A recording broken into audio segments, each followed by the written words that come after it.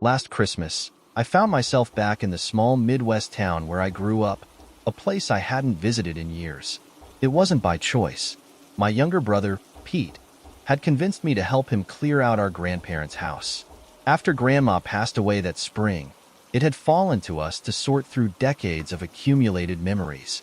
We thought we'd wrap things up in a couple of days, enjoy some nostalgia, and be done with it. What we didn't expect was the house to have other plans. The first day there, December 23rd, was cold and overcast. Snow had been steadily falling since morning, covering everything in a thick, silent blanket. The house itself looked as it always had, a sturdy, two-story structure with peeling paint and crooked shutters. But something about it felt different, heavier. Pete seemed oblivious, bounding up the porch steps with a box of cleaning supplies like it was any other day. Inside, the smell of mothballs and dust hit me like a wall. Most of the furniture was covered in sheets, and the dim lighting gave the whole place a sepia-toned atmosphere. Pete and I decided to tackle the attic first, figuring we'd get the worst of it out of the way. Grandma and Grandpa had been pack rats, and the attic was a labyrinth of old trunks, boxes, and forgotten treasures. About an hour in, Pete found an old wooden chest tucked into a corner, hidden beneath a pile of moth-eaten blankets. It was locked, but curiosity got the better of us. We found a small metal key in one of Grandma's jewelry boxes downstairs, and, with a satisfying click, the chest opened. Inside was an assortment of oddities. Old Christmas decorations, faded photos, a doll with glass eyes that seemed to follow you no matter where you stood. But what caught our attention was a small, intricately carved music box. It was made of dark wood, with a brass crank on the side and delicate engravings of holly leaves and snowflakes. Pete turned the crank, and a hauntingly beautiful melody filled the room. It wasn't a tune I recognized. Slow, melancholic, almost mournful. "Creepy," Pete said, setting it aside. I agreed, but there was something about the melody that stuck with me, like it had buried itself in my brain. We spent the rest of the day sorting through boxes, laughing at old family photos, and reminiscing about our childhood. By the time night fell, we were exhausted. Pete decided to crash on the couch in the living room, while I took the guest room upstairs. As I climbed into bed, the wind outside picked up, howling against the windows. I was too tired to care and quickly drifted off. I woke up sometime after midnight to the sound of music. At first, I thought it was my phone, but as I fully woke up, I realized it was the melody from the music box. It was faint but unmistakable, echoing through the house. I got out of bed, my heart pounding, and crept into the hallway. The music was coming from the attic. "Pete!" I called out, my voice barely above a whisper. There was no response. I debated going back to bed and ignoring it, convincing myself it was just the wind or my imagination. But the longer I stood there, the louder the music seemed to grow, as if daring me to come closer. I grabbed the flashlight from the nightstand and made my way up the creaky attic stairs. The attic was freezing, my breath visible in the beam of the flashlight. The music box sat on the chest where Pete had left it, the crank slowly turning on its own. I stared at it, my mind racing for a rational explanation. Before I could move, the music stopped abruptly, leaving an oppressive silence in its wake. Then, I heard it, a soft, rhythmic tapping. It was coming from the far corner of the attic, where the shadows seemed to stretch unnaturally long. I swung the flashlight toward the sound, but there was nothing there. Just boxes and cobwebs. "Pete, this isn't funny," I said, though my voice trembled. The tapping grew louder, more insistent, like something, or someone, was trying to get my attention. I took a step closer, the flashlight beam quivering in my unsteady hand. That's when I saw it. A figure, barely visible, crouched in the shadows. It was humanoid but wrong. Its limbs too long, its head tilted at an unnatural angle.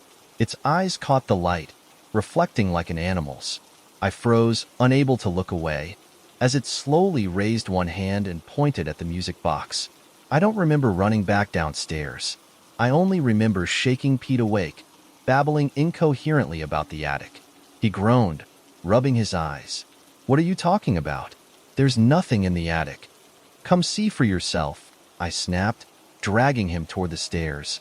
When we reached the attic, the music box was gone. The chest was closed, the blankets neatly folded on top as if we had never touched them. Pete gave me a skeptical look, but I swore I hadn't imagined it. He shrugged it off, saying I was probably just overtired, and went back to sleep. I didn't. The next morning, Pete noticed something odd. The footprints. There were tracks in the snow leading up to the house, bare footprints, as if someone had been walking outside without shoes. They circled the house, stopping beneath the windows, and then disappeared into the woods. We tried to laugh it off, but the unease was palpable. Pete suggested we finish up quickly and head back to the city that night. I didn't argue. As we packed up the last of the boxes, the music started again. This time, it was coming from the living room. We froze, staring at each other, before cautiously making our way downstairs. The music box was sitting on the coffee table, the crank spinning faster than before. The melody was warped now, discordant, and the air around it felt heavy, suffocating.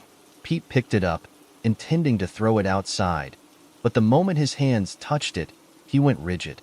His eyes rolled back, and he let out a strangled gasp before collapsing to the floor. I screamed, dropping to my knees beside him, shaking him until he finally came to. He looked at me, his face pale and slick with sweat. "They don't want us here," he whispered. We left that afternoon, abandoning the rest of the cleanup. As we drove away, I glanced back at the house. In the attic window, I saw it, the figure, watching us leave, its reflective eyes glinting in the fading light. Pete and I haven't spoken much about that Christmas since. The house was sold a few months later, and I don't know who owns it now. But sometimes, late at night, I hear that melody in my dreams, slow and mournful, like a memory I can't quite escape. And I wonder if the house is still waiting, still watching, for someone else to open the box. Last Christmas, I decided to take my girlfriend, Hannah, to a small mountain lodge in Colorado for the holidays. She'd been stressed at work for months, and I thought the trip would be a perfect way to relax and spend some quality time together. The lodge was remote, situated deep in the forest at the end of a winding, snow-covered road. It was the kind of place where you could disconnect from the rest of the world. No cell service, no Wi-Fi, just quiet and nature. The owners, an elderly couple named Martha and Jerry, greeted us warmly when we arrived on Christmas Eve. The lodge was cozy, with rustic wooden beams, a stone fireplace, and a towering Christmas tree in the corner of the main room. Martha handed us a pair of old-fashioned skeleton keys, explaining that they were for the guest cabin we'd be staying in, just a short walk from the main lodge. "It's a special place," Martha said, her voice warm but tinged with something I couldn't quite place. "Built in the 1920s. Lots of history."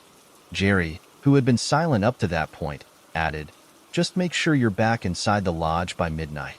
His tone was firm, almost fatherly, like he was delivering a warning rather than a suggestion. I laughed nervously, assuming it was just a joke, but neither of them smiled. The guest cabin was a charming little structure nestled among the trees, its roof piled high with fresh snow. Inside, there was a single bedroom, a small kitchen, and a living area with another fireplace. The decorations were minimal but festive. A wreath on the door, stockings over the fireplace, and a small, artificial tree with twinkling lights. It was perfect. Hannah loved it. She threw her arms around me, her smile brighter than I'd seen in weeks. "This is amazing," she said. "Thank you." We spent the evening settling in, cooking a simple dinner, and drinking hot chocolate by the fire. Around 10 p.m., we decided to explore the lodge's grounds a bit. The snow had stopped, leaving the world crisp and quiet, the only sounds our boots crunching through the snow. The air was so still it felt like we were the only people on the planet. As we walked, I noticed a faint light flickering in the distance, deep in the woods. It was subtle, like the glow of a lantern, swaying slightly as if someone were carrying it. I pointed it out to Hannah, but she shrugged it off. "Probably Martha or Jerry checking on something," she said. But as we watched, the light disappeared, swallowed by the darkness. I felt a chill that had nothing to do with the temperature. We returned to the cabin around 11 p.m., deciding to call it a night. Hannah went to brush her teeth while I added a few logs to the fire. As I stared into the flames, I thought I heard something outside, a faint scraping sound, like something being dragged through the snow. I froze, holding my breath, but the sound didn't come again. When Hannah came back, I decided not to mention it.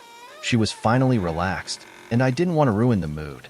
We climbed into bed, the warmth of the fire lulling us into a sense of safety. I woke up sometime later to the sound of footsteps. At first, I thought it was Hannah getting up to use the bathroom, but when I turned over, she was still in bed beside me, her breathing slow and steady. The footsteps were coming from outside, circling the cabin.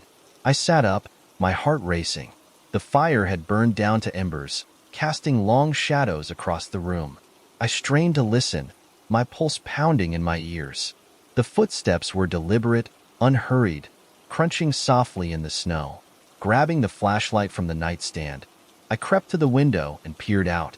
At first, I didn't see anything, just the dark silhouettes of trees and the faint glow of moonlight on the snow. But then, near the edge of the forest, I saw it. A figure, tall and thin, standing perfectly still. The flashlight trembled in my hand. The figure wasn't wearing a coat or hat, just a long, tattered dress that fluttered slightly in the breeze. Its face was obscured by shadow, but I could feel its gaze, heavy and unblinking. I stumbled back from the window, my chest tightening with fear. Hannah stirred in bed, murmuring something in her sleep, but didn't wake up. I thought about waking her, but something told me not to. Instead, I sat in the chair by the fire, gripping the flashlight like a weapon and staring at the window until the first light of dawn. Hannah woke up cheerful and refreshed, completely unaware of what had happened. I didn't tell her. I convinced myself that it had been my imagination, a trick of the shadows and the late hour. The daylight made everything seem normal again, and I didn't want to ruin her mood. We spent Christmas morning at the main lodge, joining Martha and Jerry for breakfast. They were kind and welcoming, but I noticed that Jerry kept glancing at me, his brow furrowed. At one point, he pulled me aside. "Did you stay in the cabin all night?" he asked, his voice low. "Yeah," I said, trying to sound casual. "Why?" His eyes searched mine, his expression serious. "Just be careful. The woods aren't always safe." I wanted to ask what he meant, but he walked away before I could. That afternoon, Hannah and I decided to explore the woods. She wanted to find a good spot for photos, and I thought the fresh air might help me shake the unease that had been lingering since the night before. We followed a narrow path that wound through the trees, the snow glittering in the sunlight. After about half an hour, we came across an old, weathered gazebo. It was covered in ivy and snow, its wooden beams creaking softly in the wind. Something about it felt out of place, like it didn't belong there. Hannah was thrilled. She started taking photos, laughing and twirling in the snow. But as I watched her, I felt that same heavy gaze I'd felt the night before. I turned, scanning the trees, but saw nothing. Still, the feeling didn't leave me. When we got back to the cabin, it was nearly sunset. The fireplace was cold, even though we'd left it burning when we left. Hannah joked that it was a sign we needed to make more hot chocolate, but I couldn't shake the feeling that something had been in the cabin while we were gone. That night, the footsteps returned. This time, they didn't stay outside. I woke to the sound of the floorboards creaking, slow and deliberate, moving through the living room. I froze, my breath catching in my throat. Hannah was still asleep, her back to me. The fire was out again. The cabin plunged into darkness. I reached for the flashlight, but it wasn't on the nightstand. The footsteps grew louder, closer, until they stopped just outside the bedroom door. I could hear breathing now, shallow, raspy, and human. The doorknob turned, the faint click echoing in the silence. The door creaked open. I don't remember what happened next. The next thing I knew, it was morning, sunlight streaming through the window. Hannah was gone. I searched the cabin, the lodge, the woods, calling her name until my voice was hoarse. But she was nowhere to be found. Martha and Jerry helped me search, but their faces were grim, their eyes filled with pity. We never found her. The police said it was probably an accident, that she'd wandered into the woods and gotten lost in the snow. But I know what I heard that night. I know what I saw. And sometimes, late at night, I still hear the footsteps. Last December, I was invited to spend Christmas at my friend Josh's family cabin in the Upper Peninsula of Michigan. It was an annual tradition for his family, a cozy getaway filled with holiday cheer, snowball fights, and his mom's famous hot chocolate. Josh had been asking me to join them for years, but this was the first time I'd actually taken him up on the offer. My family didn't do much for Christmas anymore, not since my mom passed away a few years ago. The thought of being surrounded by warmth and joy for the holiday sounded like a much-needed change. The drive up was uneventful, the snowstorm that had been forecast holding off until we reached the outskirts of the small town near their cabin. Josh's parents, his younger sister Ellie, and his dog Max had arrived the day before, so the house was already warm and inviting when we pulled up. The smell of pine and cinnamon greeted us as we walked in, and a giant Christmas tree dominated the living room, its lights twinkling merrily. The cabin was huge, much larger than I'd expected, with multiple bedrooms, a loft, and a sprawling basement.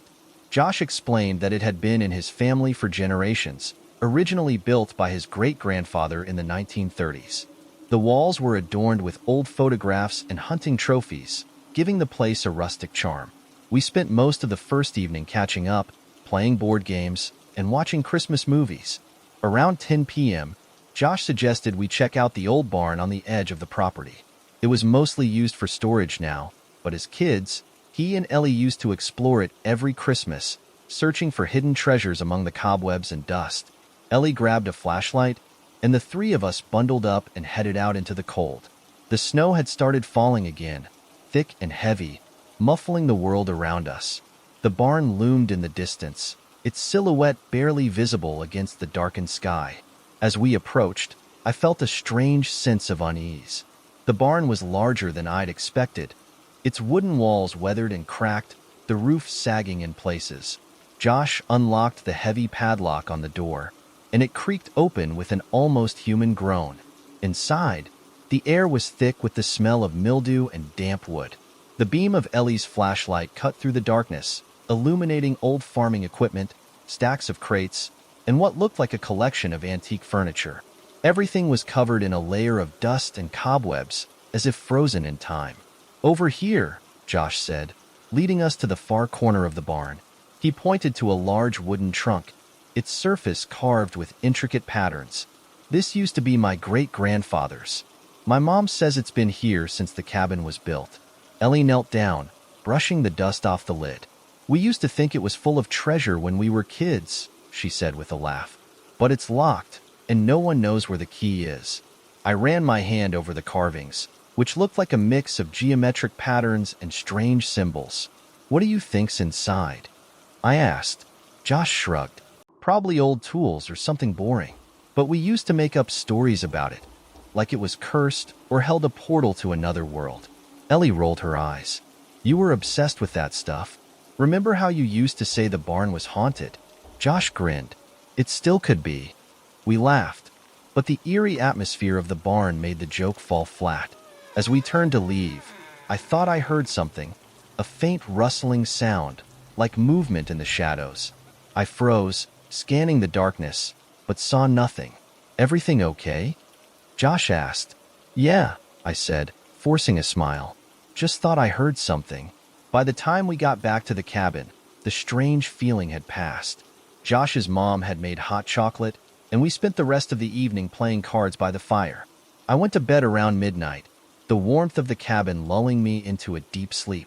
I woke sometime later to a loud thud.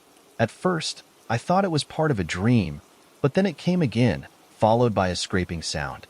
I sat up, my heart racing.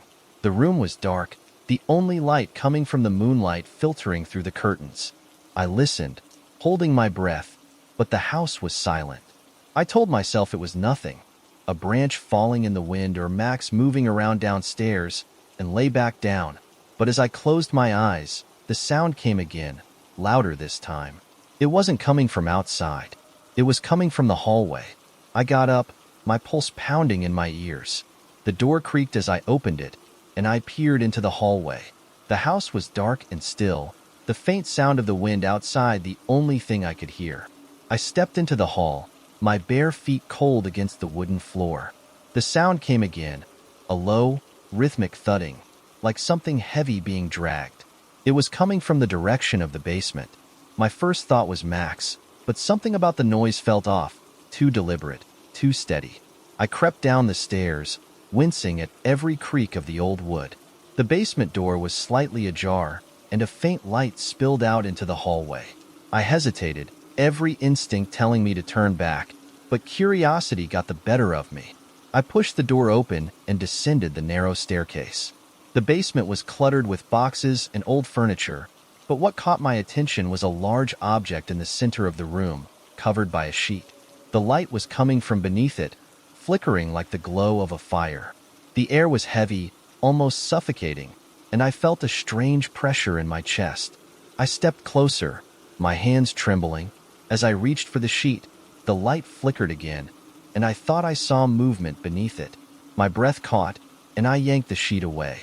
There was nothing there, just an old mirror, its surface cracked and discolored. The light was gone, and the room was plunged into darkness. I stumbled back, my heart hammering.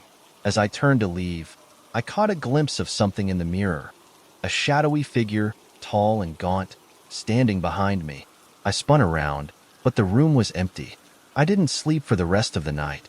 Every creak, every whisper of wind, set my nerves on edge.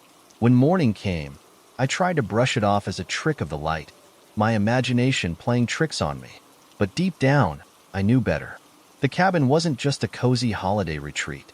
Something was wrong with it, something that had been waiting.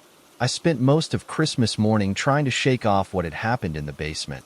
Josh and Ellie were in high spirits, oblivious to my unease. I decided not to say anything. It was Christmas, after all, and I didn't want to ruin the day. But every time I caught sight of the basement door, slightly ajar, my stomach twisted. The snowstorm had picked up again overnight, blanketing the cabin and surrounding woods in thick, fresh powder. After breakfast, Josh suggested we head outside for a snowball fight. Ellie eagerly agreed, and I figured the fresh air might help clear my head. We bundled up and headed out, Max bounding ahead of us, his tail wagging furiously. The yard was a winter wonderland, the snow pristine and untouched except for our footprints. For a little while, it actually felt normal. We laughed and shouted as snowballs flew through the air, our voices echoing in the stillness. But then Max stopped. He was standing near the edge of the woods, his body stiff, ears perked. He let out a low growl, his eyes fixed on something in the trees. "What's wrong, buddy?" Josh called, walking over to him. Max barked sharply, his growl deepening. I followed Josh, my heart racing. The woods were quiet, too quiet. The kind of silence that makes you feel like you're being watched. Ellie caught up to us, frowning. "What's he looking at?" None of us could see anything, but Max's reaction was enough to put me on edge. His growls turned to whines, and he backed up, his tail between his legs. I'd never seen him act like that before. "Let's go back inside," I said, my voice trembling slightly. Josh hesitated but nodded. "Yeah, good idea." As we walked back to the cabin, I couldn't shake the feeling that we weren't alone. I glanced over my shoulder several times, half expecting to see someone, or something, following us. But there was nothing, just the endless expanse of snow and trees. Back inside, Josh tried to lighten the mood, joking about Max being afraid of a squirrel, but even he seemed unsettled. Ellie suggested we play board games by the fire, and for a while it worked. The warmth and the familiar sounds of laughter made me feel safe. Almost. As the day wore on, the storm grew worse. The wind howled against the cabin, rattling the windows, and the snow piled higher and higher. By evening, it was clear we were completely snowed in. Josh's parents decided to head to bed early, leaving the three of us in the living room. We played cards for a while, but the storm made it hard to focus. The wind seemed almost alive, its wails rising and falling like a voice. Around 10 p.m., Ellie went to the kitchen to grab snacks. A few minutes later, she screamed. Josh and I bolted to the kitchen, finding her standing by the sink, her face pale. She pointed to the window. At first, I didn't see anything. Then, I noticed it. A set of footprints, fresh in the snow, leading up to the window and then back toward the woods. "Did you see anyone?" Josh asked, his voice tight. Ellie shook her head. No, but I felt like someone was watching me. I stared at the footprints, my chest tightening. They were deep, as if made by something heavy, and spaced too far apart for a normal stride. They didn't look human. Josh locked all the doors and windows, muttering reassurances that it was probably just a neighbor or a hiker who had gotten lost. But we all knew that didn't make sense. The cabin was miles from the nearest house, and the storm made it impossible for anyone to travel. We gathered in the living room, the fire crackling weakly in the hearth. Josh and Ellie tried to act like everything was fine, but the tension in the air was palpable. None of us suggested going to bed. Around midnight, the power went out. The sudden darkness was suffocating. Josh grabbed the flashlight from the mantel, while I lit one of the old oil lamps we'd found earlier. The flickering light cast long, dancing shadows on the walls, making the cabin feel even smaller. "We should check on Mom and Dad," Ellie said, her voice trembling. We crept upstairs, the floorboards creaking beneath our feet. Josh's parents' room was at the end of the hall, the door slightly open. Josh pushed it the rest of the way, shining the flashlight inside. The room was empty. The bed was neatly made, as if no one had slept in it. "They're probably downstairs," Josh said, though he didn't sound convinced. We searched the entire cabin, but they were nowhere to be found. Their coats and boots were still by the door, and the snow outside was untouched except for the footprints by the kitchen window. It was as if they'd vanished. "Let's just stay together," Ellie said, her voice breaking. "They'll come back." We huddled in the living room, the oil lamp and flashlight our only sources of light. The storm raged outside, the wind howling like a living thing. Every creak of the cabin made me jump, and I kept glancing at the basement door, half expecting it to swing open. Hours passed. At some point, Ellie fell asleep, her head resting on Josh's shoulder. Josh and I sat in tense silence, the weight of the unknown pressing down on us. Then, just before dawn, we heard it, the faint sound of footsteps. They were slow, deliberate, and coming from the second floor. Josh grabbed the flashlight, his jaw tight. "Stay here," he whispered. "No way," I said, standing up. "We're sticking together." We woke Ellie and crept upstairs, following the sound. The hallway was empty, but the footsteps continued, leading us toward the attic. The door at the end of the hall was slightly ajar, and a faint light seeped through the crack. Josh pushed the door open, and we stepped inside. The attic was empty, except for the mirror. It stood in the center of the room, its surface gleaming despite the darkness. The light was coming from within it, flickering like a distant fire. As we stared, the surface of the mirror rippled, and a figure emerged. It was tall and gaunt, its limbs impossibly long, its face obscured by shadows. Its eyes were black voids, endless and hungry. Ellie screamed, and the figure turned toward us, its movements jerky and unnatural. Josh grabbed my arm, pulling me back toward the door, but the figure reached out, its hand brushing the edge of the mirror. The light exploded, blinding us. When I opened my eyes, we were back in the living room. The fire was out, the cabin silent. Josh's parents never returned. We never spoke about what happened that night, not even to each other. The cabin was sold the following year, and I've never been back. But sometimes, in the dead of night, I see my reflection in the window or a mirror, and I swear there's something standing behind me, watching, waiting.